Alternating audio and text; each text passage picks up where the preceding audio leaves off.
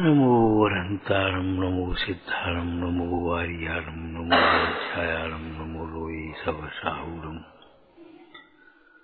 ओंकार स्वरूपाय नमः। जन्मोद्भूत सरस्वती देव्यो नमः। रत्नत्रय धारक स्वभाव साधक ज्ञान तिमिर निवारक श्री गुरुवे नमः। परम्पराचार्य श्री गुरुवे नमः। मंगलम भगवान वीरो मंगलम गौतम गणे मंगलम कुंद कुंदाज्यो जैन धर्मोस्तु मंगलम सर्व मंगल मांगल्यम सर्व कल्याण कारकम प्रधानम सर्वधर्माणाम जैनम जयतु शासनम। परम पुरुष निज अर्थ को साध भय गुण वृंद आनंदामृत चंद्र को वंदत हूँ सुकंद। मंगलमय मंगल करण वीतराग विज्ञान नमः ताहि आते वही अरहंताज महान। इस ग्रंथ का नाम पुरुषार्थ सिद्धिपाय है। अगर इस प्रसंग में विचार करें तो अहिंसा पुरुषार्थ की सिद्धि का उपाय है, ये समझिए। अहिंसा आत्मा के सुखी होने का उपाय है। जिन्हें सुखी होना है उन्हें अहिंसा का पालन करना चाहिए। ये तो लोक में कहावत है, जो सतावे और को वह सुख कभी पाता नहीं। अहिंसा सुखी होने का उपाय है। जैसे सम्यक दर्शन सुखी होने का उपाय है ना, सम्यक ज्ञान सुखी होने का उपाय है, सम्यक चारित्र सुखी होने का उपाय है। निश्चय सम्यक दर्शन, निश्चय सम्यक ज्ञान, निश्चय सम्यक चारित्र सुखी होने का साक्षात उपाय है। और व्यवहार सम्यक दर्शन, व्यवहार सम्यक ज्ञान, व्यवहार सम्यक चारित्र सुखी होने के उपाय का उपाय है, ये समझो। उपाय का उपाय। तो इस प्रसंग में अगर अपन यहाँ विचार करें तो अहिंसा सुखी होने का उपाय है। ये बात जब समझ में आएगी तब अहिंसा पालन के लिए उत्साह बढ़ेगा। बिना अहिंसा का पालन किए हुए कोई जीव सुखी नहीं हो सकता। अभी रात्रि भोजन की चर्चा चल रही थी। रात्रि भोजन त्याग सुखी होने का उपाय है, ये समझो। रात्रि भोजन का त्याग करना सुखी होने का उपाय है। अब इस एंगल से विचार करो आप। अतीन्द्रिय सुख का उपाय कैसे है और इंद्रिय सुख का उपाय कैसे है? दो प्रकार के फल होते हैं, एक निःश्रेयस, एक अभ्युदय। खेती में जैसे आया, एक धान्य और एक भूसा। एक तो धान्य होता है और एक भूसा साथ में होता है। तो उन्होंने कहा अतीन्द्रिय सुख की प्राप्ति होना यह वास्तविक फल है। और स्वर्ग आदि की प्राप्ति होना, लोक में प्रशंसा होना, स्वास्थ्य ठीक रहना, प्रमाद नहीं आना, तमाम प्रकार के उपद्रवों से बचना, वो अभी हम बता देंगे। तमाम प्रकार के उपद्रव तो आप जानते होंगे। लोटा पानी का रखा नीचे खाट के, लड़के को प्यास लगी, अंधेरे में उठाया, लोटा मुंह से लगा लिया, उसमें गिर गया बिच्छू, बेचारा काट रहा, तल पर काट काट काट काट मर गया लड़का। रात में भोजन, रात्रि भोजन त्याग की तुम्हारी बच्चों की कहानी में है ही। दूसरों को स्वर्ग भेजने वाले खुद स्वर्ग की आने की तैयार। उसमें जहरीला जानवर गिर गया, दूध में गिर गया, सब्जी में गिर गया, कढ़ाई में गिर गया, वो सब ऐसा होता है। तो वो तमाम उपद्रवों की बात है। और अनेक जीवों का घात होता, वो अलग बात है। अनेक जीव दूसरे। लेकिन हम ये कह रहे हैं रात्रि भोजन का त्याग सुखी होने का उपाय है। कैसे? तो निश्रेयस या अतीन्द्रिय सुख की अपेक्षा से विचार करो। बताओ भाई, जोड़ो सम्यक दर्शन से।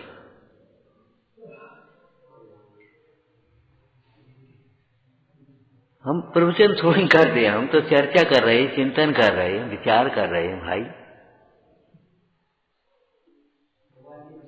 देखो, रात्रि भोजन का त्याग करना भगवान की आज्ञा का पालन करना है। रात्रि भोजन त्याग न करने वाला भगवान की आज्ञा का पालन नहीं कर रहा तो सम्यक कैसे होगा जी? बता भाई।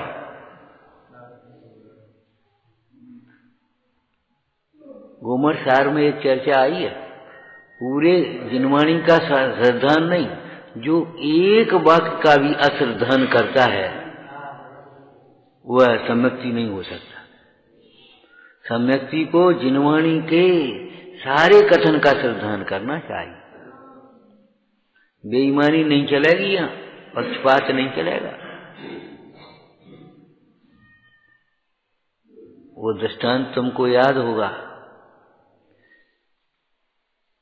ताऊ जी के कोई बालक नहीं था, ताऊ जी का देहांत हो गया, अब रो रहे सब। ताई कह रही बताओ ये इतनी बड़ी दुकान कौन संभालेगा? भतीजा बोला ताई चिंता क्यों करती, हम हैं तो हम संभालेंगे।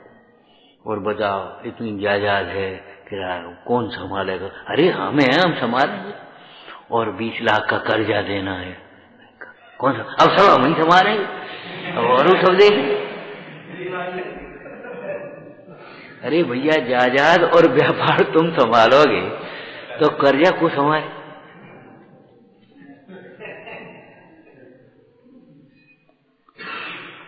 बड़ी सुंदर सागर धर्मामृत में चर्चा आई है कि जब दीक्षा लेते हैं या वानप्रस्थ आश्रम को ग्रहण करते हैं, तब पुत्र को या जो भी पुत्र के स्थान पर हो, दत्तक पुत्र भी होता है, भतीजा आदि भी होता है, उनको सबको माने उसको पंचों में बैठा करके विचार करते, देखो भाई अब तुम इस संपत्ति के भी मालिक हो और हमारे समस्त व्यवहार के और हमारे आश्रित लोगों के भी तुम ही संरक्षक हो। मतलब हमारे माता पिता हैं, हम छोड़ करके जा रहे, तो उनका पालन पोषण तुम्हारे माथे है। भात देना है, फलाना करना है, ये करना है, वहां ये सब तुम्हारे माथे है। मतलब केवल संपत्ति का ही मालिक नहीं है वो पुत्र,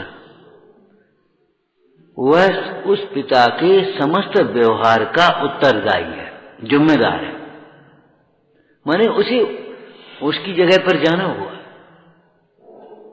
उसकी जगह देना लेना होगा। समाज में है, अब वो चंदा पिताजी देते, जब पिताजी छोड़ के चले गए तो पुत्र का जिम्मेदारी आ गई, अब तुम्हें देना है।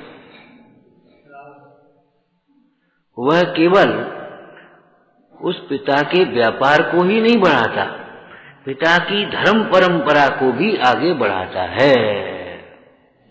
ये नहीं है पिताजी चले गए तो अब पूजा की एक वेदी में एक पुजारी कम हो गया, नहीं, उसकी जगह पूजा लड़का करेगा, ये उसका कर्तव्य हो गया। दान पुण्य है वो लड़का करेगा उसकी जगह। बचाओ, ये थोड़ी ना अम्मा चली गई या पिताजी चले गए तो चौका खत्म हो गया, नहीं, वो चौका उसको लड़के बहू की जिम्मेदारी है, वो लड़का बहू उस चौके को संभालेगा। उस चौके में जिस प्रकार के दान होते थे उस प्रकार का दान होगा। तो रात्रि भोजन का त्याग भगवान की आज्ञा है। रात्रि भोजन के त्याग बिना अहिंसा धर्म का पूरा पालन कैसे हो पाएगा? मतलब रात्रि भोजन करने वाला, इस पुरुषार्थ सिद्धि पाए में थोड़ा सा लिखा भी है, बात बाकी हम बता रहे हैं आपको। वो अहिंसा कैसे हो सकता है, दयालु कैसे हो सकता है, उसके परिणाम में कठोरता आ जाती है। कई लोगों की आदत तो ऐसी है, घूमते रहते हैं, जब रात अब नहीं टाइम, अब टाइम नहीं हुआ मतलब जैसे दिन के भोजन का त्याग हो। अब तो 5 ही बजे, अब टाइम थोड़ी हुआ, अब तब तक घूमते रहेंगे और काम करते रहेंगे, खाने के लिए तभी उठेंगे जब बिल्कुल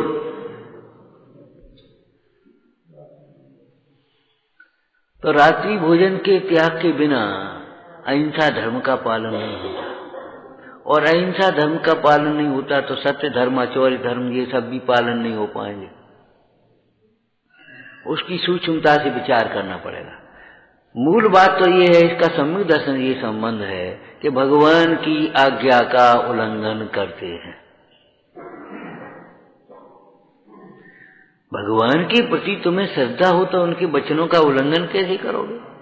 अरे भाई, उसे कम से कम, जैसे टोटरमल जी ने आश्रम तत्व की चर्चा भी की है, भूल की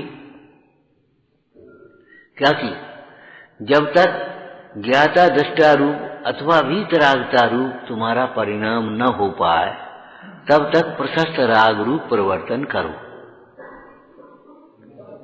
कोई बात नहीं, परंतु श्रद्धान तो ये रखो कि ये भी है। उस प्रशस्त राग को ही धर्म मान करके उपादेय तो मत मानो। श्रद्धान तो ये रखो कि ये भी है। अब हमने उसका बताया था आपको, प्रशस्त राग रूप परिवर्तन का मतलब क्या है?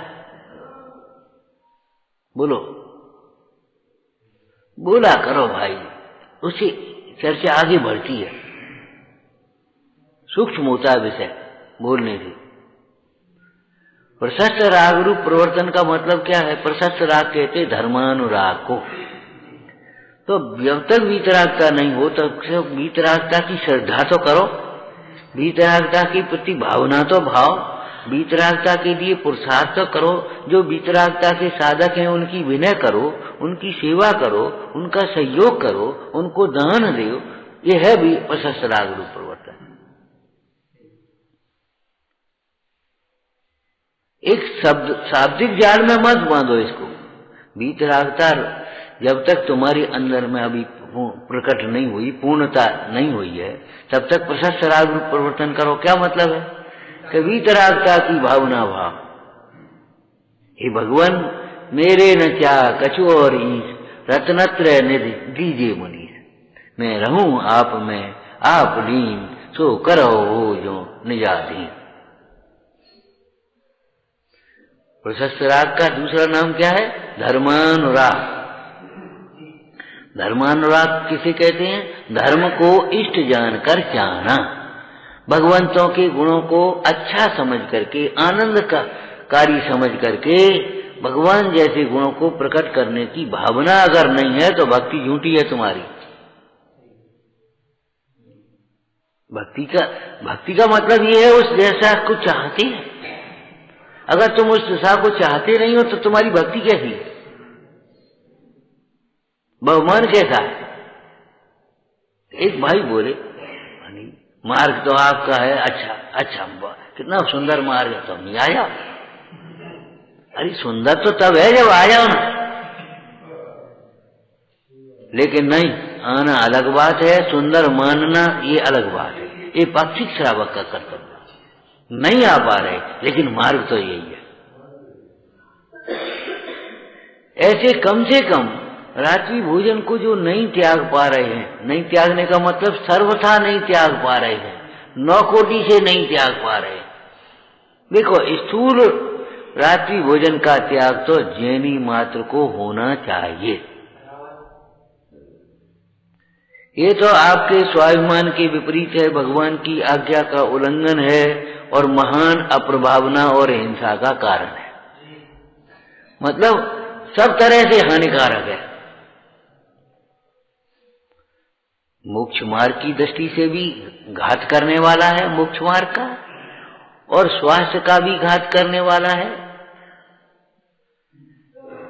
सूर्य के अस्त होने के साथ ही, आयुर्वेद में आया, सूर्य के अस्त होने के साथ ही नाभि कमल हृदय कमल बंद हो जाते।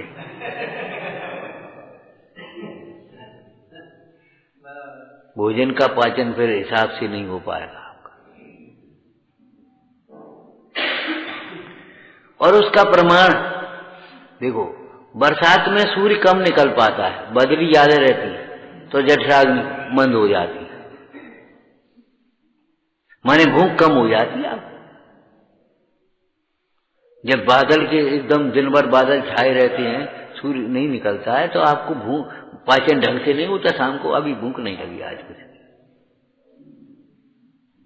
ये स्वास्थ्य विज्ञान की चर्चाएं हैं। दूसरी बात, स्वास्थ्य विज्ञान से ही आप देखो, सोना काय के लिए होता है? विश्राम के लिए। विश्राम के लिए तो सोना होता है।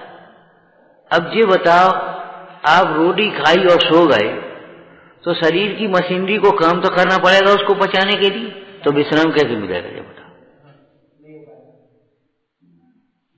एक मजदूर को 12 बजे छुट्टी होती है, मैंने कहा एक काम करो, तो वहां चले जाना और उसको ऐसे दे आना और 1:30 बजे फिर आ जाना, तो छुट्टी का आएगी? मैंने 1.5 घंटे का काम बता दिया और कह दी, और फिर तुम फिर और कहे तुम लेट आए हो। अरे छुट्टी का मतलब तो कोई काम नहीं हो, घर जाओ, रोटी खाओ, आराम कर लो, तो तब आ जाओ, इसका मतलब तो यही है।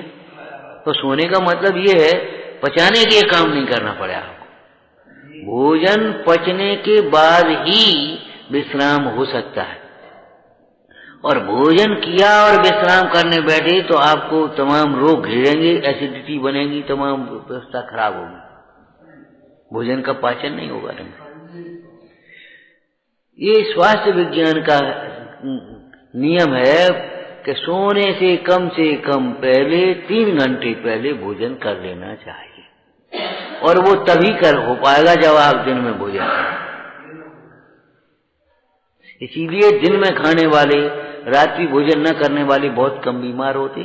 बीमार तो आज के उल्टे कामों से होने लगे, और नहीं तो हमारे डॉक्टर लोग कहते थे तुम जैनी हो, तुम बीमार हो क्या आ गए, तुम कैसे बीमार हो गए? तुम्हारे यहाँ तेज मसाले खाए नहीं जाते, तुम्हारे यहाँ तामसिक भोजन होता नहीं, तुम्हारे यहाँ नशा पानी होते नहीं, तुम्हारे यहाँ रात में भोजन होता नहीं, तुम कैसे बीमार हो गए?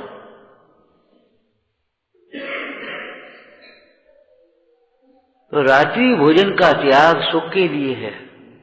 इस रात्रि भोजन करने को दोष मानो। पहले तो ये रात्रि भोजन करना हमारी श्रावक चर्या का महादोष है, मूल गुण का घात है। आपको मालूम होना चाहिए, जैनों के मूल गुणों का वर्णन करने में, श्रावकों के मूल गुणों का वर्णन करने में केवल पंचोदंबर त्याग, मध्यमांस मधु का त्याग नहीं लिखा है।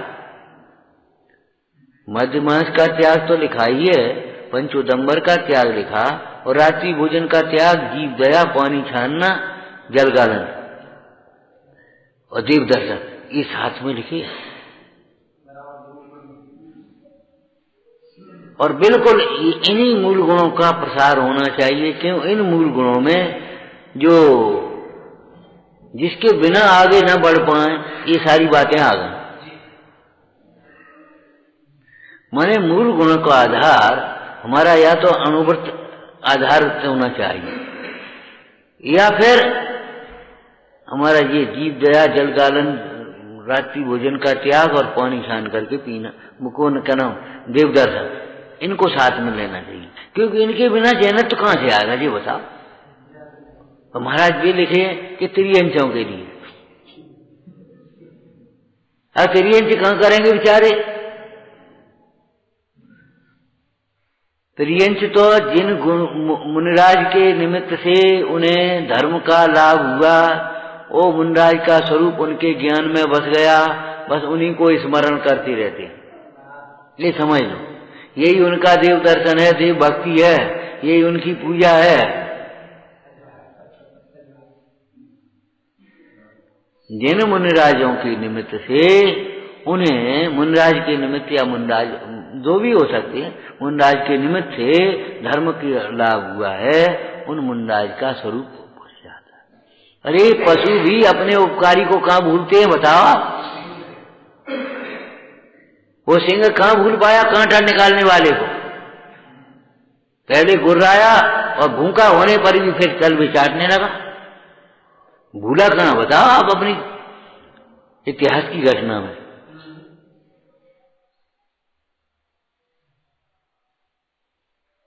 अपने उपकारी को नहीं भूलता पशु ही। इसका मतलब क्या है अपने उपकारी को जो भूलता है, कृतघ्नी है, वह पशु से भी गया बीता है, ये समझ लेना चाहिए। तो चैनानी पद्धति से देखें तो रात्रि भोजन त्याग जो नहीं कर पाता है वह सुखी नहीं हो सकता। क्यों? उसने भगवान की आज्ञा का उल्लंघन किया है। और आज एक नियम का उल्लंघन किया, कल दूसरे नियम का करेगा, परसों तीसरे नियम, और हो गया। देखो आप,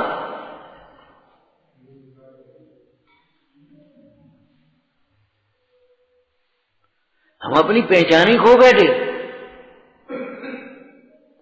हमारे घर की, श्रावक के घर की पहचान संगमरमर ग्रेनाइट से नहीं है। छन्ना लगा है, रात्रि में भोजन नहीं होता, गुरुजनों का आदर होता है, देव की पूजा होती है, जीवों की दया होती है, जिनवाणी का स्वाध्याय होता है, उस स्वाध्याय के अनुसार ही आचरण होता है, भावना भाई आती है। जिस घर का द्वार मुनीश्वरों के लिए आओ आओ पधारो महाराज। गृहस्थ को त्यागियों का माता पिता कहा है। जैसे माता पिता अपने पुत्र की प्रतिपालना करते हैं, ऐसे जो सदगृहस्थ हैं, श्रावक हैं, वे मुनिराज के आहार दान आदि के द्वारा औषधि दान, अभय दान, भैया बत्ती, ये सब का ज्ञान दान की मुख्यता मुनराजों में है। लेकिन विशेष ज्ञानी गृहस्थ भी विद्वान होते हैं, वे मुनराजों को पढ़ाते हुए ज्ञान दान भी दे दें। हमारा मतलब, और ज्ञान दान का उपकरण शास्त्र तो देते ही है। शास्त्र तो मतलब दान देने का मतलब ये मोक्ष मार्ग दिया। दान देने का मतलब क्या है? मोक्ष मार्ग दे दिया उनको निराकुल। हाँ? जैसे माँ गीले में सोकर के बच्चे को सूखे में सुला रही है, ऐसे ये तुम्हारे आरंभ कार्य कर रहे और उन्हें निरारंभ भी कर रहे, ये समझो।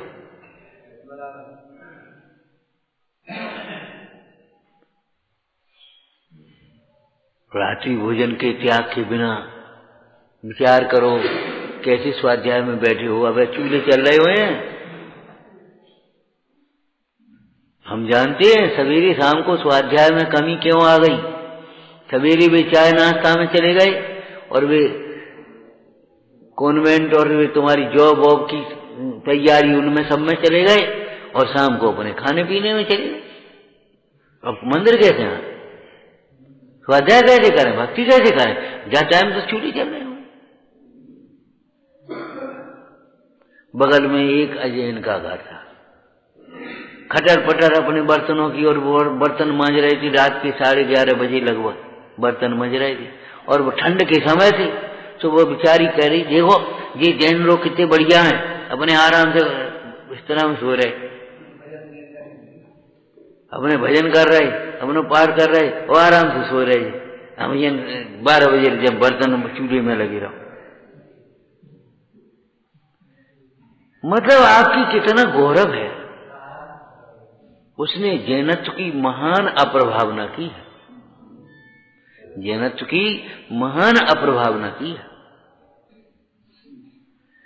तो सम्यक दर्शन कहां से कैसे होगा बताओ। अब सम्यक दर्शन क्या और सम्यक चार से क्या इस रात्रि भोजन में घटा दो, बताओ। रात्रि भोजन को अच्छा मानना ठीक है, चलता है, इसका नाम मिथ्या दर्शन है। और रात्रि भोजन को दोष मानना, कलंक मानना, बुरा मानना, ये सम्यक दर्शन है। अभी हम कह रहे थे ना, वहां ऊपर बैठे थे आप, सोच बदल गया हमारा।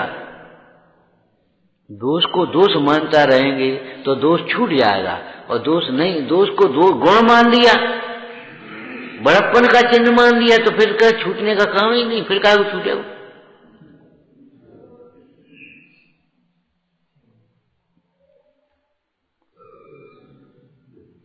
तो रात्रि भोजन त्याग लिखा, ये क्या है? पुरुषार्थ स्थिति का उपाय है। पुरुषार्थ माने, पुरुष माने आत्मा, अर्थ माने प्रयोजन, जीव के प्रयोजन। और प्रयोजन क्या है? सुख चाहे दुख चाहे, तो सुखी होने का उपाय है। जिन्हें सुखी होना हो। अब जिसका विवाह होगा उसके गीत गाएंगे। भैया हमारे लिए तो सब बच्चा एक से। माँ कह रही हमारे बच्चे, वो छोटा बोला है अम्मा तो बाई के गीत गा रहे, हमारे तो बेटा तेरे ब्याह हो तो तेरे गीत गाएंगे। अब छोटे का विवाह तो छोटे के गीत गाए।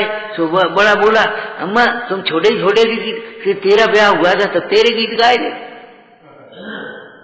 अरे विवाह के प्रसंग ऐसे ही जिस प्रसंग को कहेंगे उस प्रसंग को हम यहाँ उसी सुख से जोड़ेंगे। मोक्ष मार्ग है, ध्यान रखना। जब सम्यक दर्शन की चर्चा आएगी तो जिन्हें सुखी होना हो भगवान के वचनों का श्रद्धा करो, भगवान की श्रद्धा रखो, भगवान के वचनों की श्रद्धा करो और गुरुओं की श्रद्धा करो। आगे बोलो, उनके द्वारा बताए गए तत्वों की श्रद्धा करो, देह से भिन्न आत्मा की श्रद्धा करो। ये इच्छाएं दुख रूप हैं। इच्छाओं की पूर्ति में लगे रहने वाला जीव अपना जीवन जो ही खो देता है, महान पाप बांध करके चला जाता है।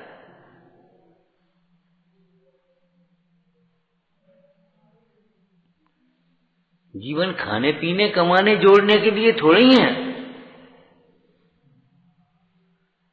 ये तो तुम्हारी नीतिकार कह देती है, और जो नीति होती है वो चरणान योग के आधार पर होती है, और चरणान योग का आधार नीति ही है। तो क्या कह रहे, आहार निद्रा भय में थुनम च सामान्य मेतत पशवी नराणाम धर्मो तेषा मद का विशेषाम धर्मेण हीना पशवी समाना। बेव सब जोड़ जाड़ लेते। आपको मालूम है पेड़ की जड़ें कितना पानी इकट्ठा करके रख लेती हैं। अब कृषि विज्ञान वाला हो वो उसके आंकड़े बता दे कितने गैलन पानी इकट्ठा हो जाता हो। ये वाटर लेवल चले जाते हैं नीचे, क्यों?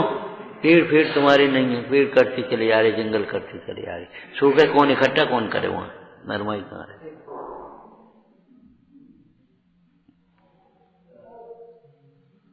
और बेईमानों ने पे स्तर घटाया। लेना जानते हो, देना जानते नहीं। सबने पक्के वहां चला गया, वहां तक सब पक्का कर दिया, पानी बाहर चला गया समुद्र में। अब जो और निकाल चले जाओ, नहीं 200 फुट पे नहीं निकलो, 250 पे निकालो, 250 पे नहीं निकलो, 300 पे निकालो, 300 पे नहीं निकलो, 7। अब उसके बाद भूकंप आएंगे। जब वो जमीन वहां रूखी होगी तो भूकंप आए। ये आत्मघाती कदम है। जो लेना जानते, देना नहीं जानते। लेना जानते, देना जानो। हमारे यहाँ पूजा की बात स्वाध्याय की बात है। पूजा में दिया जाता है। समाधि मन में बहुत सुंदर चर्चा आई सागर धर्मामृत में। जो निर्यापक आचार्य को अपने के लिए अपने को सौंप देता है और उसकी आज्ञा के अनुसार ही प्रवर्तता है, वह समाधि कर पाता है। जो निर्यापक आचार्य के बिना को सौंपे बिना अपनी बुद्धि लगाता रहता है, वो कभी समाधि नहीं कर पाए। जैसे रोगी अपने को वैद्य को सौंप देता है, ऐसे ही शिष्य को अपने को गुरु के लिए सौंप देना चाहिए। तुम जानो, हमारे पुराने गांव की संस्कृति में यही व्यवस्था थी। लेके गए, देखो मास्टर साहब, हड्डी हमारी, मांस तुम। हम कछु शिकायत कर भी नहीं है, तुमने दंड काय को दो, मारो काय को। पढ़ना चाहिए। वो शैली अलग थी, वो व्यवस्था अलग थी, उसकी हम गुण नहीं कह रहे। हम तो ये कह रहे सौंपे बिना कैसे करो। अभी ये चर्चा ये कर रहे होंगे डॉक्टर कि भैया जुकाम हो रहा है और पनीर खाने, अब कैसे खाएगी भैया? चना खाओ, नमक खाओ, और तुम पनीर मटर और वो सब्जी खाओगे तो फिर तो जुकाम कैसे ठीक हो जाए? तो बता दे। हमारा मतलब वैद्य जो खिलाएगा सो खाएंगे, वैद्य जो क्रिया कराएगा सो करेंगे। माने अपने को वैद्य को सौंप देना पड़ता है। और तुम्हारी अंग्रेजी और तीव्र रोगों में तो एक और पद्धति है, बताओ पद्धति आपको मालूम हो तो स्वयं दस्तखत करके देना पड़ेगा आपको। ऑपरेशन डॉक्टर तब करेगा जब आपको से दस्तखत करा लेगा, वो दस्तखत करके नहीं देगा, आपको दस्तखत करने पड़ेंगे। अगर कुछ बात होती तो हमारी जिम्मेदारी नहीं, हम तो भाई ज्ञान और विवेक के आधार पर कर रहे हैं, सावधानी। यहां तो तुम्हारे यहां तो दस्तखत नहीं कराना। हाँ, समयसार की अध्यात्म को पढ़ो तो कैसे पढ़ोगे बोलो? जिसने अपना सर्वस्व वेद ज्ञानियों को सौंप दिया है। क्यों सौंपा है वेद ज्ञानी को?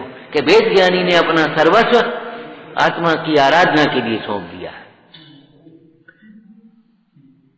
शील की चर्चा में पद्म पुराण में क्या चर्चा आई है आपको सुनाया था। सीता जी अंत में बहुरूपणी विद्या जब सिद्ध हो गई, रावण एकदम बहुरूपणी विद्या से नाना रूप बना करके सीता के सामने खड़ा हो गया और ए सीते, अब तू राम को मेरे द्वारा हता मरा हुआ ही समझ। और एक दफे भयंकर रूप देख करके डर गई सीता। क्या तुम वो है अभी? डर गई और एकदम उसके मुंह से क्या वचन बोले निकले, हे दशानन, रामचंद्र जी अगर मिले तो ये सामने कहना कि जनक सुता का जीवन केवल राम तक है, राम के लिए है। इतना कहकर के मूर्छित हो गई। तब दशानन रावण कंपायमान हो गया। हाय हाय, मैंने इस महासती को व्यर्थ ही कष्ट दिया। इसका तो चित्त राम में अनन्य है, राम के साथ मरने को तैयार है, लेकिन राम को छोड़ करके मुझे मेरी ओर देखने को तैयार नहीं। मैंने इसको महाकष्ट, बेकार कष्ट दिया है, बेकार है हमारे इसको। अब मैं क्या करूं? अब राम को सौंपता हूं तो लोग कहेंगे कायर है रावण, डर गया, इसलिए पहले तो युद्ध करूंगा और जिंदा पकड़ूंगा, तब राम को सौंपूंगा, उससे मेरा यश होगा। उस मन कसाय में मर गया। हमारा मतलब ये है जनक सुता का जीवन राम के लिए है। ऐसे ही हमारी प्रतिज्ञा आ जाना चाहिए। हमारा जीवन आराधना के लिए है, प्रभावना के लिए है, बस और का की। ऐसा कोई मन में भी विकल्प ना आ जाए जिससे दिन धर्म की अप्रभावना हो। हमारी आराधना का घात हो, मन में भी कभी विकल्प नहीं आना चाहिए। अच्छे सज्जन लोग लोक में कह देते हैं, तुम कैसी बातें कर रहे हो? ऐसी बात हम कभी सोच भी सकते हैं? हम सोच भी नहीं सकते, तुम जो कह रहे हो तुमने करो हो। अहिंसक जीव, सम्यक दृष्टि जीव, आत्मानुभव की बात अलग है। चरणानुयोग का सम्यक दृष्टि कह रहे हैं हम, जिसे देव सास गुरु की श्रद्धा है। वह हिंसा के काम, संकल्पी हिंसा माने किसी का घात, किसी का बुरा, किसी के प्रति अन्याय सोच भी नहीं सकता, सोच भी नहीं सकता, मन में नहीं आता।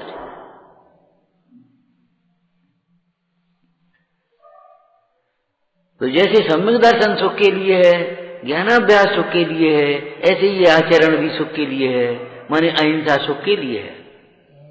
अहिंसा का उपदेश गुरुओं ने काय के लिए दिया बता? कहें सीख गुर, काय के लिए? कि तुम सुख चाहते हो, दुख से डरते हो, इसीलिए हम दुख से बचाने के लिए और सुखी करने के लिए ये उपदेश दे रहे हैं।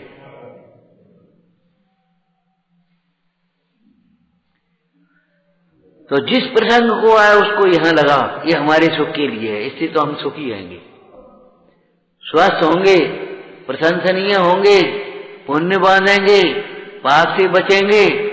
पाप से बचने का मतलब सब दुखों से बचेंगे, हमारी समृद्धि होगी, हमारा इस लोक में यश होगा, परलोक में सुगति होगी। एक दिन के रात्रि भोजन के त्याग से वह जुलाई की स्त्री श्रावक कुल में आ गई। आपने सुना होगा, नहीं सुना हो तो सुनो। कपड़ा लेकर के बुनती थी और कपड़ा बेचने बाहर जाती थी, स्त्री वो। एक दिन सेठ के यहाँ कपड़ा बेचने के लिए गई, तो बेचते बेचते देर हो गई, हिसाब होते होते देर हो गई, रात्रि हो गई, अंधेरा था और गांव थोड़ा दूर पड़ता था। तो सेठ से कहा, सेठ अब अंधेरा होने को एक काम कर, तो अब यहीं रुक जा, वो धर्मशाला की कोठरी में वहीं रुक जा, कि कछु खाए पीवे तो भूखे कैसे नींद आएगी। भोजन शाम का टाइम होने था, तो उन्होंने कहा जा घर चले जा। घर पहुंचते पहुंचते रात हो गई, तो उस सेठानी से भोजन मांगा, हमें भोजन दे दे। सेठ ने कह दिया है अब हमको रात को यहीं रुकना है। बोले भाई रात को थोड़ी खाते अपने यहाँ। मैंने सोची कि ये वैसे ही टारवे के लिए कह रहे, तब तक एक लड़का आ गया, अम्मा रोटी तो तूने आज फिर देर कर ली, नहीं मिलेगी। तो उसको दिमाग चकरा, यहाँ तो छोटे बच्चे भी रात में रोटी नहीं खाते। तो उसने पूछा, माँ जी दे दो, बच्चा है। अरे बच्चा है, खराब संस्कार पड़ जाएंगे, फिर रोज लेट आएगा, फिर रोज रात में खाएगा। नहीं, इसीलिए तो उस बच्चे की भाषा में बहलाने के लिए भैया तो दूध नहीं मान तो दूध पी ले, नहीं मान तो बर्फी खा ले। ये बातें उस बच्चे के लिए ही चली है, बच्चे के पालन के लिए, तो मायला नहीं है ये।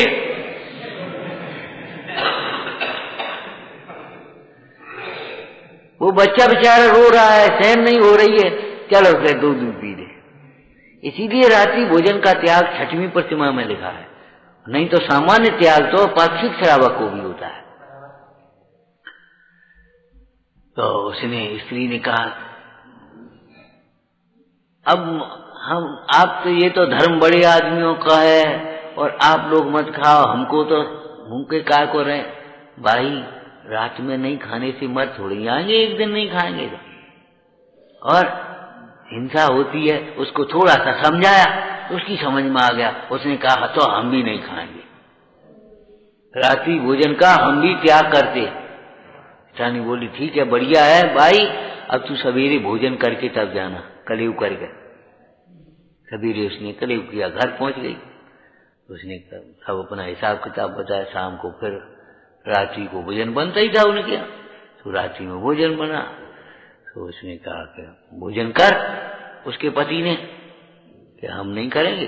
एक दिन भगवान का बनिया हो गई, जैनी बन गई, आओ बड़ी धर्मात्मा हो गई, देखते कैसे नहीं करे। भैया हम तो नहीं करेंगे, रात्रि में भोजन नहीं करेंगे। उसको गुस्सा आ गई, हमारी बात नहीं मानती, और तार पार कसायों में होता है, और मारने पीटने लगा। और मारते मारते ऐसी चोट लगी कि बेचारी गिर पड़ी, उसके प्राण चले गए। तो लेकिन एक ही दिन हुआ रात्रि भोजन के त्याग से, और उसका अब वो क्या सोच रही है, देखो कैसा बढ़िया धर्म है, कैसे लोग हैं, और जहाँ कैसी हिंसा है, कैसी क्रूरता है, धिक्कार है, क्या बढ़िया धर्म है। बस उस भावना को भाते भाते वो उसने मनुष्यगति बांधी और जाकर के उन्हीं के घर में जाकर के जन्म ले लिया। वो सेठ के ही घर में जाकर के जन्म ले लिया। वो ग्वाला सेठ के ही घर में सुदर्शन सेठ बन गया। सेठ के घर में सुदर्शन बन गया जाकर के। कितना सुंदर रूप, कितनी शील की दृढ़ता, और तद्भव मोक्षगामी हो गया। तो जब अहिंसा की चर्चा आएगी तो अहिंसा हमें सुखी होने के लिए है, अहिंसा से हमारी प्रतिष्ठा होगी। हम अगर किसी को नहीं घातेंगे तो हमारा घात भी कोई नहीं कर पाएगा। अगर कोई हमारा घात करना चाहेगा तो भी घात नहीं कर पाएगा अगर हमने अहिंसा पाली होगी। नहीं तो कथा पढ़ लो अहिंसा। ओ मृगसेन भीमर ने कितना छोटा सा नियम, दवाई छोटी और बड़ी थोड़ी होती है, इतनी सी गोली कितना असर करती है। इतना छोटा सा नियम क्या बोलो। पहली मछली भीमर था ना, एक दिन मन आ गया चलो जी तो काम रोज करते हैं जी, महाराज उपदेश दे रहे जी, बड़ी बड़ी लोग बैठे हैं सुन रहे हैं, आज अपन बैठ के सुने क्या कह रहे जी। तो श्रावकों ने नियम लिए, उसने सोचा हम एक आध नियम ले लें छोटा, कछु तो ले ही लें। तो उसने भी महाराज हमें कछ नियम दे दो। उसने सोचा, महाराज ने सोचा भव्य है, बोले भैया बता क्या अहिंसा। महाराज कैसे अहिंसा पालेंगे हम, कैसे कर पाएंगे। बोले अच्छा जा पहली मछली छोड़ देना। और वो जाल लेकर के पहुंचा और बड़ी सी मछली फंसी। उन्होंने कहा इसको तो छोड़ नहीं। एक धागा अपना निकाला, उसकी गर्दन में बांध दिया हल्का सा, ऐसा नहीं गर्दन फंस गया, और छोड़ दी उसको। काय के लिए धागा बांध दिया, ये छोड़ी हुई चीज दोबारा ना आ जाए। हाँ, छोड़ी हुई मछली दोबारा ना आ जाए, पहचान करने के लिए। बस दोबारा फिर जाल डाला दूर पे जाकर, फिर मछली वही आ गई, फिर डाला फिर वही मछली आ गई। 5 बार उस मछली को छोड़ा और खाली जाल लेकर के शाम को लौटा। और इसकी स्त्री इतनी देर में आयो और कछ लड़के नहीं आया, अब क्या बना रहे। अरे सुनो तो वो महाराज मिल गए। जा जा महाराज जी के पास जा, वे खवाएंगे, वे पालेंगे तुम्हें, जा जा। क्रोध तो ऐसा ही होता है, क्रोध अंधा होता है। क्रोध में विवेक नहीं होती, क्रोध में विनय नहीं होती, क्रोध में सत्य नहीं होता, क्रोध में एक भी गुण नहीं होता।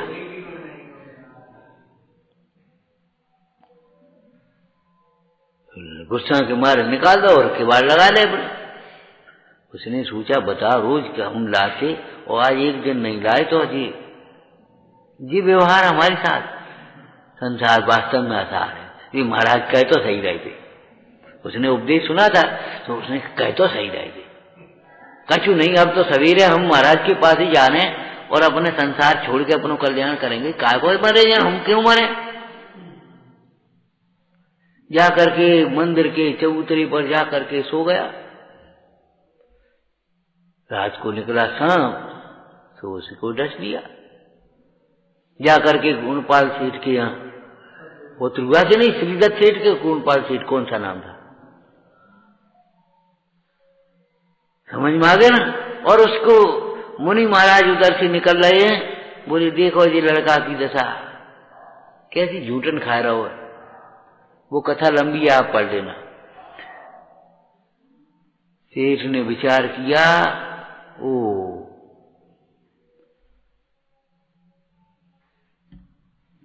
अधूरी बात हो नहीं पाती।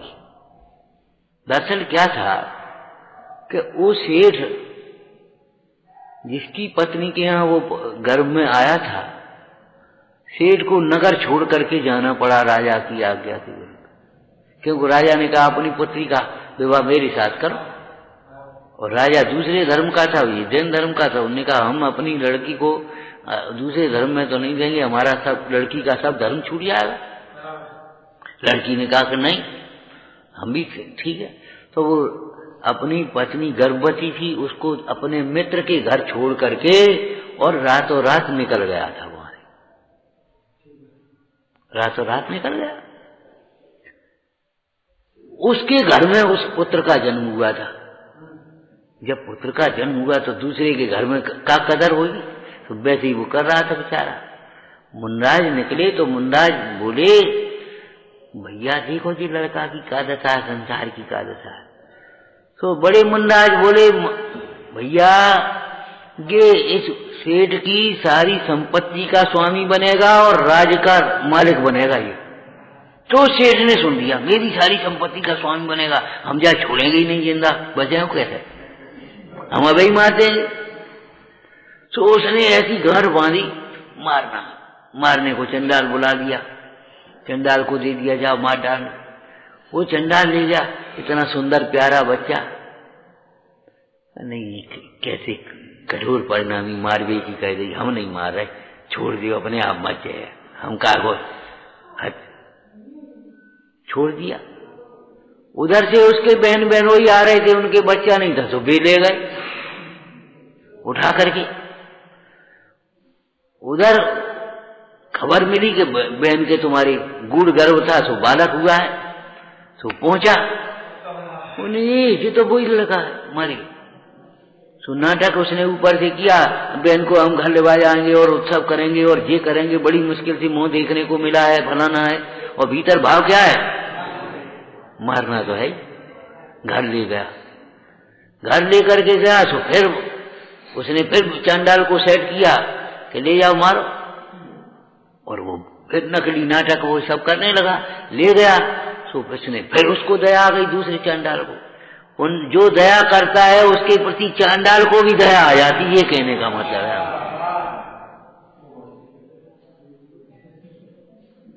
जो जीव जैसे परिणाम करता है उसका फल उसी को मिलेगा, वही भोगता होगा, उसका दूसरा कोई नहीं भोग सकता। चंडाल को दया आ गई, चंडाल ने छोड़ दिया, मर जाएगा पर हम नहीं मार रहे। अब वो बच्चा ऐसे रेता में पड़ा, पेड़ के नीचे ऐसे पड़ा, ऊपर को ऐसे वो क्या करे। एक गाय आई, गाय चल रही नहीं, गाय आई सो खड़ी हो गई, दूध झरन लगा, पीने लगा। बच्चों ने तमाशा देखा, जिकाओ वो, तो जा करके मुखिया से गई, देखो देखो तमाशा दिखा चाचा तुम्हें, कि चलो कि देखो। ओहो जी तो भाग्यवान बच्चा, ले गया अपने घर पाल लिया, 12 वर्ष का हो गया। शेर उस घर में, उस गांव में घी का व्यापार करते थे, तो घी के व्यापार के लिए आए, बुकिया के यहाँ ठहरे। तो उन्होंने देखी ये तो वही लड़का है, मर गया। हमारा मतलब जितने जितना मारने का प्रयत्न किया आप देखेंगे उतना ही नजदीक आता गया। आप हटाने की कोशिश करोगे निमित्त मिलेंगे भी। तो सेठ बेचारा घबराया, सोचा मारने तो है, अब क्या करें, जो कुछ हो सो। तो उसने कहा अरे भैया सुनो, इस लड़की हम घरे नेक भूले आए हैं, ये चिट्ठी लिख के हम दे देते हैं और जो लड़के घरे नेक भेज दे। अब वो कैसे जाए वो, अरे चलो जाए वो, कोई बात नहीं, ठीक है चले जाओ, क्या हो, चल दिया। चिट्ठी गरी में बांध दी, जाकर के थक गया लड़का था, सो थक गया, सो पेड़ के नीचे सो गया, ने आराम कर लें तब जाएंगे। उधर से उस नगर की एक वेश्या निकली, वो मछली का जीव था, मछली का जीव वेश्या बनी थी। उसने देखा सो उसको एकदम बड़ा ऐसा प्रेम आया जैसे हमारा ये पिता हो, रक्षक है। तो बैठ गई, हवा करने लगी। उन्होंने देखी चिट्ठी का बनी, खोल के पड़ी, इस लड़के को देखते ही जहर विष दे देना, हम मारने के लिए भेज रहे। उसने पढ़ा, उन्होंने देखा भैया, वो सेठ को भी जानती, सब जानती। तो उसने तुरंत दूसरा कागज वैसे दिया और उस पर लिख दिया ये लड़का बड़ा भाग्य से मिला है और जल्द से ही बहन का विवाह कर देना। बांध चिट्ठी और बांध दी वैसे। अब वो पहुंच गया, लड़की ने देखा, मेरे आने का इंतजार मत करना, बहुत बढ़िया है, अभी सब बातें लिखी। सोचने देखा, उन्हें पिताजी ने कह दिया, घर से ज्योतिषी बुलाया, वो बुलाया, सब विवाह शादी करी और विवाह कर दिया। दूसरे दिन सेठ जी लौटे, क्या करो जी तुमने, ये तोरण वोरण कैसे बंधे, क्या आप देखो ना, ये हमने क्या करो, ये भाव का देखो। अज्ञानी अपने कर्तव्य के अहंकार से नीचे गिराने का कोशिश, मारने की कोशिश करता है, लेकिन कौन मारे, जिसने जीव दया पाली है, अहिंसा व्रत का पालन किया, उसको कौन मारे। सेठ का बैर तो भी किया, लड़की विधवा हो तो हो या मानने तो नहीं। तो लड़के को बुलाया, बेटा अपने कुल में ऐसी रीति है, जाको ब्याह हो के आतो है, तो बाहर कामदेव को मंदिर है ना, वहां जाकर प्रसाद चढ़ाया पहले, ताकि बाद क्या हो चले जाए। सो लेकर के वो अपना प्रसाद जाने लगा। उधर से वो सेठ का लड़का साला उसका मिल गया, कब कहाँ जा रहे, अरे कछु नहीं, प्रसाद चढ़ा। पिताजी ने कही, पिताजी जो कातराते, लाओ हम चढ़े, तुम जाओ घरे, हम जा रहे। तो वो लड़का पहुंचा वहां तो चंडाल तैयार था, उसने खींच करके मार दिया, खत्म। भाई मालिक बनेगा तो कैसे बनेगा? लड़का जब तक रहेगा तब तो मालिक कैसे हो जाए? तो मालिक बनने के सबरे द्वार खुलेंगे कि नहीं खुलेंगे? तो लड़का नहीं रहा, अब मालिक हो गया कि नहीं? अब वो लौट करके आया, क्यों? तो भाग करके पहुंचा, तब तक वो लड़का मर गया था। अब कौन से काका है? अपनों तो करतूत है, अपनी करतूत को किसको ऊपर डाले? तो बस उसने बस जा करके तैयार। अब सेठानी से कही, देखो क्या करें, जब लड़का को देख के जाने कहा है हमारे परिणाम खराब होते हैं फिर भी, और जब मानने तो ही हमने ऐसो प्रयत्न करो और तो नहीं मरो, अब तुम मारो। बोले तुम्हारी बुद्धि पे पत्थरा पड़ गए, अब अपने घरे है को बताओ। अरे दामाद है तो, लड़का है तो, अब यही है, लड़की भी। अच्छा, हमारी आज्ञा नहीं मानती, देखते हैं मार। अब ठीक है, चुप रहेगी, ठीक है तो हम करेंगे, तुम ये कह रहे। 2 प्रकार के लड्डू बना दिए। अब अपने हाथ से, उसका मन था, रुचि नहीं थी भीतर मारने में, तो हाथ से क्या करें? तो लड़की से कहा, सुनो ये तुम्हारे पति आए, उनको भी भोजन करा देना, पिताजी आए उनको भोजन करा देना, और देखो 2 तरह के भी लड्डू धरिए, एक चिकने बिकने हैं, वे तो उन्हें पति को दियो, और रूखे से भी हैं, वे उन्हें पिताजी को दियो। क्या हो? असंयोग की बात, दोनों एक साथ आ गए, पिताजी और वो लड़का। जब दोनों एक साथ आ गए भोजन करने, भोजन कराने बैठी, लड्डू का डिब्बा खोल करके उन्हें सोची, अगर हम चिकने लड्डू पिता देते हैं अपने पति को और रूखे देंगे पिता को, तो पिताजी सोचेंगे देखो ब्याह होते ही बदलो, ब्याह होते ही बदलेगा दिमाग। देखो अब तो चिकने दे दिए पिताजी को और रूखे दे दिए, और जैसे ही वे चिकने लड्डू खाए जहरीले जा करके। अब सेठानी उधर से लौटी, उन्हें की देखते हैं का हो, तो देखे वहां तो हमने तो पहले ही कही थी बेटा तुम बहुत भाग्यवान हो, सब हरफिया बयान, और हमने कही थी भाग्यवान है और इसको मारने से तुम्हें क्या मिलेगा, और नहीं मानी और मर गए। बेटा तुम खूब खुशी रहो, खूब आनंद से अपने संपत्ति संभालो और ये करो। भीड़ इकट्ठी हो गई, सबने सुन लिया कि जानबूझ करके मारने की बात नहीं थी पति ने इसको पिता को, ये साजिश थी, सेठ का ही कसूर है, इसका नहीं लड़की का। तो भीड़ मच गई, सोचे उनने शोक के मारे पति के वियोग में वे लड्डू खुद खा ले। तो सेठ भी मरे, सेठानी भी मरी।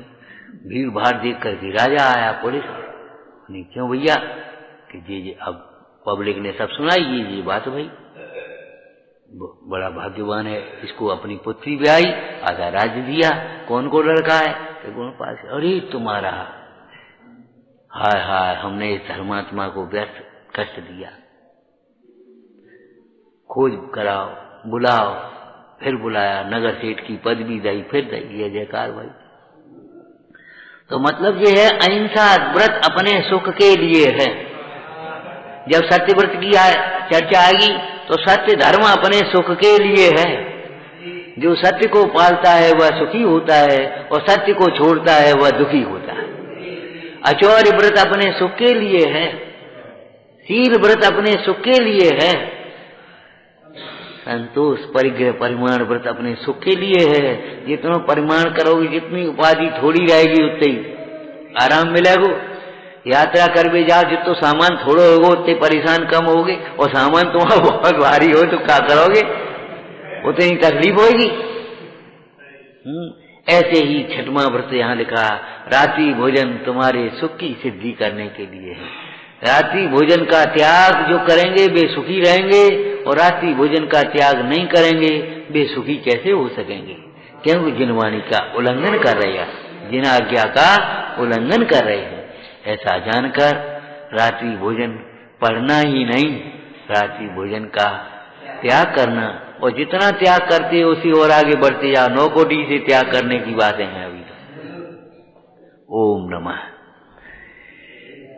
नंदीशोध स्वरूपी अविनाशी में आत्म स्वरूप सहजानंदी अविनाशी में आत्म स्वरूप नंदीशोध स्वरूपी अविनाशी में आत्म स्वरूप। हे जिनवाणी भारती तो जपो दिन रे जो तेरी शरणा गए